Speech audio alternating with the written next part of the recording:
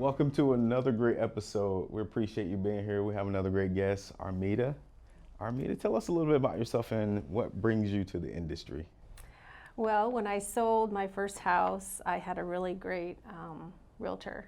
And she was very nice, very professional, very made me feel real comfortable in the process. I bought my first house when I was 18, okay. So I had it for 9 years. And so when I sold it, she was, she just inspired me. She just the way she did it. And I thought, well, I don't know, I'm going to go to real estate school, and that was about 20 years ago. Okay. And yeah, but I'm born and raised here, and fourth generation native here in Arizona. My father was City of Phoenix firefighter. Cool. And Vietnam veteran. And we grew up in the West Valley. Okay. So that's where I mostly concentrate on, what I do, finding people new homes, and just trying to keep track with all the developments and all the builders out there. So I also did, I worked for lawyers for 20 years. Lawyers title? No, lawyers. Oh, lawyers. Civil litigation lawyers. So I learned a lot with legal language, yeah. Negotiation, contract disputes and stuff like that. Okay. So that really helps me with, understanding. Especially dealing with builders, right? All that paperwork. All the language, yes. Okay. I kind of like paperwork. I don't know, it's weird, but I don't know. So when you're the agent that kind of inspired you, she sold you your home and also sold the home for you? She sold my home, and the one that I purchased was a friend from our church, okay. Who needed to move out of state. Okay. And, so it was just a God thing. Right? It was a God thing. They needed to sell, I needed to buy, and my home sold pretty fast. It was a good market at the time, so, but yeah. So I'm always wondering, especially in that 9-year period, how often an agent keeps in touch with you. So I was wondering if she sold the home to you and then sold it for you. So, but how do you keep in touch with your people once you've kind of presented them their first, maybe many times their first home, correct? Yeah. How do you go about keeping in touch with them? Yeah, well, every home that I sell or have any business with, really, friends, family, I just keep them on my mailing once a year at least, but I also, throughout the year, at least like 3 times, send them something in the mail or email, a message. So I don't like to forget about people, and just to, you get to know people with their family and what they're into, and a lot of times there's some common ground that you could, check up on. I have people that, make crafts, or, make salsa or something, that I need in my life. Any reason to stay in touch, yeah, right? Yeah. Makes sense. Yeah. I think we were speaking a couple weeks ago about new builds, and you were speaking about some of the pitfalls that are happening right now. Will you kind of talk a little bit to that, some of the things you're seeing with new builds and what's going on? Yeah. I also want to say that back when I first started too, I was mentored by the person that founded the New Home Concepts in the mall. Okay. When it was just a storefront store there that you can walk in, and all, Pulte, Richmond, all the builders had their, like an ad there. And then you could just while you're shopping for your clothes, you can shop for a house in the mall. Interesting, right. That was 1984. Wow. Yeah, Paradise Valley Mall. Okay. His name was Mark Arns. And he did that for quite a while, for almost 10 years. That's an interesting niche. Yes, worked with the builders for that. And he also wanted to, incentivize the process where, he would tell the builders how much traffic all the malls were at that time, so to give him a reason to, advertise there. Right. But, the builders started to do their own thing. So he went and opened his own brokerage, which is New Home Information Center. Okay. So I ended up hanging my license there with him for a while, and really taught me a lot about, relationships with the builders. And he had it really good. Sometimes, the builders would come to his office. Wow. Yeah, And say, we'll get, right. And they would say, we'd give you 6%, just hand all our information here. You're the New Home Information Center. So that inspires me to be a New Home Information Center. Now, so kind of the new Yeah. Home Information Center. Yes, yeah. So I'm always out and about looking for the deals, what the builders are doing, how they're selling, who they're selling, to, as far as, you got to get in line right now. Okay. Some builders are, having you be put in a drawing. So what does that look like? Yeah, so you get qualified with their lender, with the builder's lender, and then you, every week, they'll release, every 2 weeks, one builder in particular will release like 2 lots per week. And you got to be qualified, and then you tell them if you want to be entered in the drawing. So the drawing could be 40 people, 60 or 100 people in that drawing. So you just... And are they You gotta bidding get on picked. it as well, bidding the price up, or is it just the price and then whoever picks? One particular builder is having you bid on the smaller floor plans, Okay. the least expensive homes. I don't know why. Wow. So Maybe you're to avoid that home. I don't know. Interesting. yeah, so you're having to bid on that, and they are giving preference to not first-time buyers, but people that are going to be their primary residents, Okay. as opposed to an investor or cash buyers. So that is a really good aspect of buying new homes, is that you're going to be in the drawing. If you're qualified, you're going to be in the drawing, and you're not going to be put behind, the cash buyer or the investor that's just going to buy it to rent it out. Okay. So that helped me to help my client to say, that you're not going to be kind of outbid here. Makes sense. Yeah. Sense. So when once they're under contract, are the prices increasing now, or how do they do? How do they control that? I guess the aspect of the building.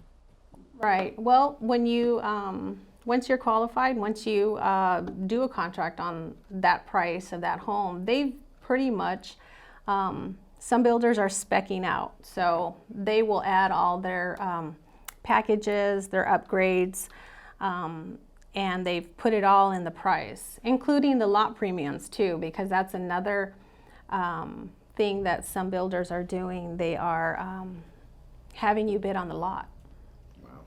So even before, not bidding on a floor plan, but you're bidding on the lot. Okay. So, and it goes to highest and best. I haven't seen what they're doing. Is it 5,000 over, 10,000 over Okay. what the builder has already set as a premium? And it could be between 5,000 and 10,000 per lot, a premium. Wow. So, and that has to be tacked on to your base price. Okay. So, and that's, surprise, that's Buckeye. That's not just, in certain areas. So it's just builder specific on what they're doing. Okay. And that's where I go and research and find this all out once I have a buyer and I know what they could, qualify for, what their time frame is. And speaking of time frame, build time is a little longer right now. How long are we thinking here? It used to be 6 to 8 months. Okay. Now it's about 8 to 10. Okay. So are you putting people like in a rental for now, and once they're up, you're getting the home done? Yeah, it depends on what their situation is. If they're a first-time buyer, usually if they're already in a rental or they're living with family, if they have a home to sell, the other thing too, a solution for that is they can participate in the knock program. Okay. That HomeSmart is contracted with knock, which is, have you heard of knock? Yeah. If you mind just talking to, have you used it at all? Or? No, not yet. I'm excited to, because I know that it's up to 6 months that knock will allow the seller to stay in the home and go buy another one. That's a good little thing. Yeah. Yeah, with that 6 month time frame though, with the build time, they're having to stay in the home longer, and knock is allowing them to lease it back to them. Okay. So they're changing and adapting to what our industry is, because of the build time.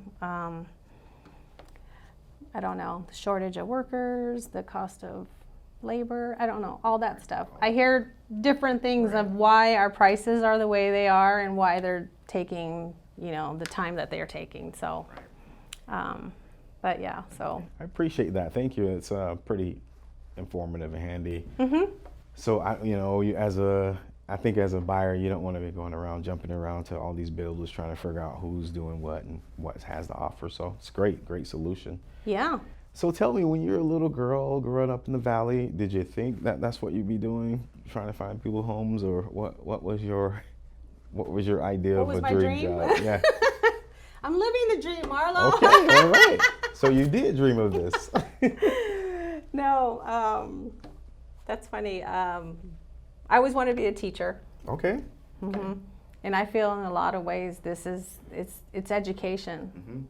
You're teaching people, how to make informed decisions. Right. And be informed and know what you're walking into. A lot of people don't know buying a new home. And that's the other thing too, is a lot of people don't know that it doesn't cost to have a realtor represent you with a builder. I appreciate you bringing that up. Yeah, people don't know, and people think, oh, I don't need a realtor because it's going to cost me more money than I have to save all this money to buy a new house. No. Most times, and times are changing a little bit with what the builders are paying, and some builders are not paying at all.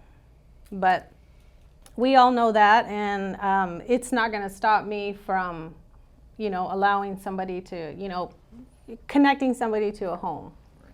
It never has, but to have somebody with all the education to know what the builder's doing, what they require, what the time frame is, what you have to do to get in on the list, the wait list, the drawing, the lottery, I don't know, whatever you want to call it. So that is, why wouldn't you have a representative? Right. Makes sense. Yeah. Makes sense. So in your dream of teaching, was it a teacher that reached you in that way, or you just felt that was where you wanted to go? Yeah, I don't know. It was just always, inside me. I don't know. Yeah. Well, who inspired you most growing up? Oh gosh, I guess I had a lot of good teachers and mentors in my life. Anyone in particular that sent you on the way and you're like, man, I couldn't have been who I am without that person? Oh, my business teacher at Metrotech. Okay. Well, what was that? What was that person like? She was very, very instructive, very made you responsible, and had you take your class serious. Administrative support is what the class was. So it was just clerical, typing, business letters, language, spelling, everything that you needed to do to, work in an office. And yeah, Ellen Irving Furch is her name. So I've tried to find her, so if you're watching. I hope you are. Yeah. I always think it's so interesting where we find light, where we find hope and things in a clerical class, right? That you can find that there. So, yeah. I just always think that's fascinating. Yeah, she would always sign me up. I went to a couple of FBLA conferences, Future Business Leaders of America. Okay. So that was in high school. It was fun. I mean, it was just about your skills and test scores and your commitment to learn, the class and get good grade and, I don't know, show some leadership skills. So Awesome. it was fun. Cool. Thank you. I appreciate you sharing that. So I guess just thinking about, your business and what drives you and who you are. Do you kind of have a driving philosophy, or what would that be for you, and something that you're always teaching people, I guess, or you're always saying? I'm real big on just self-sufficiency. Okay. What do you mean by that? To be independent, learn as much as you can. Skills pay the bills, some people say. But when you find something that you really like and you flow in, you have just a natural gift. I have a natural gift for just, knowledge and research. So that you can, I don't know, my mind works kind of like an engineer sometimes. I need to know how the whole wheel turns so that I could know what aspects and what timing of to do things and put things into execution, plan it and then, do the execution of it. So that's why I know that people, once you know what you're good at, it's just going to come natural, and it's going to actually not feel like work and be fun. When you told me about this interview, I said, "Is it fun?" And you said, "Yeah, it's going to be fun." Yeah. I said, "Well, if I don't want to do it, it's not fun." Of course, it's fun. So you seem like a pretty, actually methodical person and thoughtful. Do you consider yourself adventurous? What would be the most, I guess, crazy thing that you feel like you've done? Oh gosh. Legally or illegally? It could be people ask that question. I'm like, if someone asked me that, I'd probably go with something that was very interesting. No, I think the scariest thing I've done was go on a ride at Knott's Berry Farm. The one that goes all the way up and then drops you. I'm not sure. I'm not familiar with that farm or the Knott's Berry Farm. Yeah. I don't know what it's called, but that was probably the scariest thing that I've done. Okay. Do you travel much? You get out of the? No, but I would like to. Okay. What's your dream destination? Cabo. Why? Why Cabo? The water. Okay. Just the serenity of it, and just to go and. Because I've traveled to Mexico, but I haven't, seen the really nice parts of it, to enjoy the people, the culture, the food and all that, just to, I don't know. That's on my list, so. Right. Okay. I haven't been there. I got to get out of the country myself, so. Yeah. That's on the list as well. Yeah, definitely. Yeah. So do you have anything that you feel like you've regretted doing before, or anything looking back in your life you're like, man, I would change that if I can do that? Oh wow. Now you're getting personal. I've been trying to get personal this whole time. Oh gosh. Well, yeah, I think I would have waited to have a family. Okay. And pursued education. Okay. Were you very young at the time, or? Okay. Yeah. So I think I would have. So it's just kind of backwards. When you do things backwards, you do everything, first, and then when you're older, you're like, oh, I need to, you realize you should have got some education and grounded yourself a little more so that you can maybe handle some of life's adventures. Right. But and I wish I would have gone to played softball in school. I had scouts calling me for a full ride scholarship. I could have done 4 years. So talk about that. What That's made probably a big one. That's a big one. you, what made you not go? What was it? To just stay home, to not go anywhere else and just stay home and want a family. Okay. So no one was there you knew, just wanted to be home. Yeah, well, because I was going to get married. And so I had, everything planned out. Right. But life happened, right? Yeah, I wish I would have gone and done the 4-year and played softball and experienced that. I can feel you on that. Yeah, I understand. I don't know. My life would be different right now, but I think I would still be, independent and pursuing some type of, just entrepreneurship. Right. I think I would still doing pretty much still doing what you're doing anyway. Yeah, Right. yeah, Okay. yeah. Okay. Yeah, because I have an end goal too. I don't. I like where I'm at. I hang my license at HomeSmart, but my end goal is to have my own brokerage. New Home Information Center. I appreciate you sharing that. New Home Information Center. I love that. In honor of my friend Mark. That's awesome. He's passed now, but he did great, and his concept and everything, and I don't know, he always took me under his wing and trusted me with a lot of his investment decisions and stuff. So I'm really close to his family, and I don't know, I always thought, I'm gonna do that, why not? That's cool. I don't know. I'm rooting for you on that. I think that's a cool and neat idea, so awesome. Yeah. Do you get to read much? I read the Bible every day. Okay.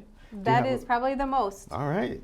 Do you have a favorite scripture that you like? Would you mind sharing? Yeah, Romans 8:28. Okay, what's that say? It is. And it can be off the cuff. It doesn't need to be perfect. All things work together for good to those that are called according to his purpose. I like that. Yes. All things work out, right? They I do. know. That's why. Yeah. Eventually they do. They do. So cool. Yeah, that's where you can be at peace. I like that. All things eventually work out regardless. So thank you. I appreciate you sharing that. I appreciate you coming on and sharing a little bit of time with us today. Where can people find you at least for now, the Information Center? Where will we be able to find that?